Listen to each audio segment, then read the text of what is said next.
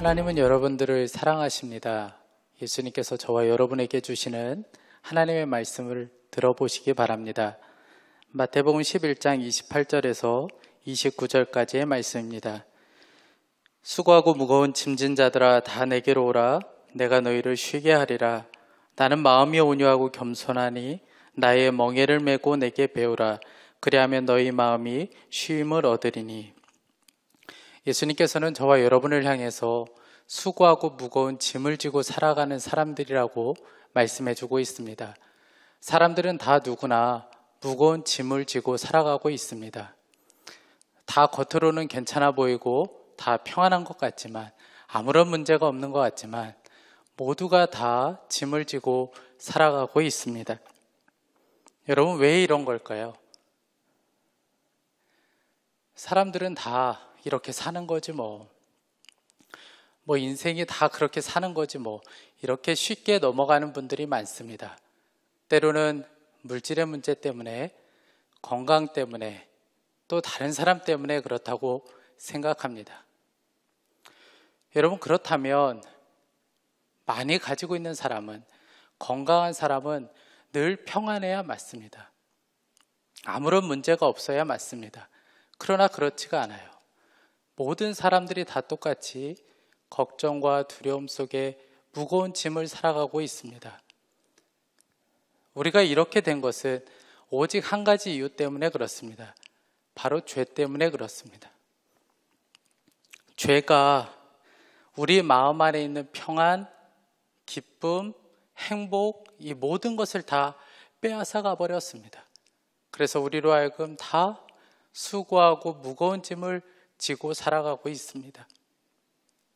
그런데 예수님께서는 오늘 말씀에 다 내게로 와라. 내가 너희를 쉬게 해주겠다. 너희 마음 안에 평안을 주겠다고 말씀해주고 있습니다. 여러분, 예수님께서는 도대체 어떤 분이시기에 그분이 우리에게 쉼을 줄 수 있고 우리에게 평안을 줄 수 있을까요? 예수님께서는 우리 안에 있는 죄와 저주의 문제를 완벽하게 해결해 주셨습니다. 로마서 8장 1절부터 2절까지의 말씀입니다. 그러므로 이제 그리스도 예수 안에 있는 자에게는 결코 정죄함이 없나니, 이는 그리스도 예수 안에 있는 생명의 성령의 법이 죄와 사망의 법에서 너를 해방하였음이라. 예수님께서 십자가에서 우리를 대신하여 죄의 값을 치러주셨습니다. 그 죄의 값을 치러주심으로 우리는 죄에서 완전한 해방을 얻었습니다. 죄의 짐에서 완전히 풀려나게 되었습니다. 이것이 바로 구원입니다. 예수님께서는 바로 이 구원을 주시기 위해서 이 땅에 오셨고, 그리고 십자가에 달려 죽으셨습니다. 예수님께서 십자가에서 우리에게 죄의 값을 대신 치러주실 때에 그 죄의 배후에 있는 마귀의 권세가 완전히 떠나가게 되었습니다. 우리가 착하게 살고 싶고 선하게 살고 싶고 바르게 살고 싶죠. 그러나 살면서 그게 잘 되지가 않습니다. 바르게 살고 싶지만 그렇게 되지 않고, 정말 착하게 살고 싶고 정직하게 살고 싶지만 그것이 잘 되지가 않습니다. 이유는 마귀 때문에 그렇습니다. 마귀가 우리의 삶을 그렇게 회방하고 있기 때문에 그렇습니다. 우리는 절대로 이 마귀와 사단을 싸워 이겨나갈 수가 없습니다.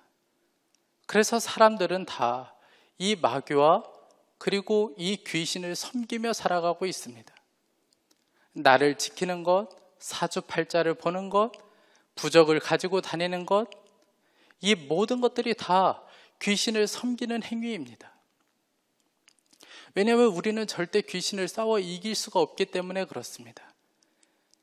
그러면 그럴수록 우리 안에 평안이 임하고 기쁨이 임하는 것이 아니고 오히려 더 무거운 짐이 되고 수많은 사람들이 고통 가운데 살아가고 있습니다. 그런데 예수님께서는 십자가에서 그 마귀의 일을 멸하셨다는 거예요. 요한일서 말씀입니다. 요한일서 3장 8절. 죄를 짓는 자는 마귀에게 속하나니 마귀는 처음부터 범죄함이라. 하나님의 아들이 나타나신 것은 마귀의 일을 멸하려 하심이라. 예수님께서 십자가에서 죽으심으로 우리로 하여금 죄의 종노릇하며 살도록 만드는 그 마귀를 완전히 멸하셨다는 거예요. 여러분, 이것이 바로 구원입니다. 그때부터 우리에게 축복이 임하고 우리 안에 있는 모든 저주는 떠나가기 시작합니다. 그리고 예수님이 우리를 통치하고 예수님이 우리를 다스리기 시작합니다. 이것이 바로 진정한 구원을 경험한 삶인 것이죠. 많은 사람들이 예수님을 믿으면 착한 일 조금 더 하는 것으로 생각합니다. 그러니 예수님을 믿지 않아도 아무 상관이 없다고 생각합니다. 그러나 예수님을 믿는다는 것은 그런 차원이 아닙니다. 죄와 저주에서 완전한 구원을 얻는 것을 말하는 것입니다. 이 일을 위해서 우리가 해야 될 일은 오직 하나밖에 없습니다. 예수님을 우리 마음에 영접하는 것입니다. 영접한다는 것은 그 예수님을 우리의 삶 가운데 초청하는 것이에요. 초대하는 것입니다. 예수님, 저는 무거운 짐을 지고 살아가고 있습니다. 저는 마음에 평안이 없습니다. 저에게는 아무런 기쁨도 없고 삶에 아무런 소망도 없습니다. 예수님, 제 삶에 찾아와 주세요. 그렇게 예수님은 우리의 삶에 초청하는 것을 영접이라고 합니다. 여러분, 그때 우리의 삶에 어떤 일이 일어나는지 한번 말씀을 들어보세요. 요한계시록 3장 20절 말씀입니다. 볼지어다 내가 문 밖에 서서 두드리노니 누구든지 내 음성을 듣고 문을 열면 내가 그에게로 들어가 그와 더불어 먹고 그는 나와 더불어 먹으리라. 여러분, 지금 어떤 상태에 있든 여러분들이 어떤 형편에 있든 아무 상관이 없습니다. 예수님을 마음에 영접하기만 하면 그 예수님이 주시는 놀라운 구원을 경험할 뿐만 아니라 그 예수님이 우리의 삶을 다스리고 통치하기 시작합니다. 마귀의 종노릇하며 살았던, 귀신을 섬기며 살았던 우리의 삶 가운데 진정한 구원이 임하기 시작합니다. 그리고 그 예수님과 함께 행복한 동행을 시작하게 되는 것이죠. 여러분들을 이 행복한 삶으로 모두 다 초대합니다.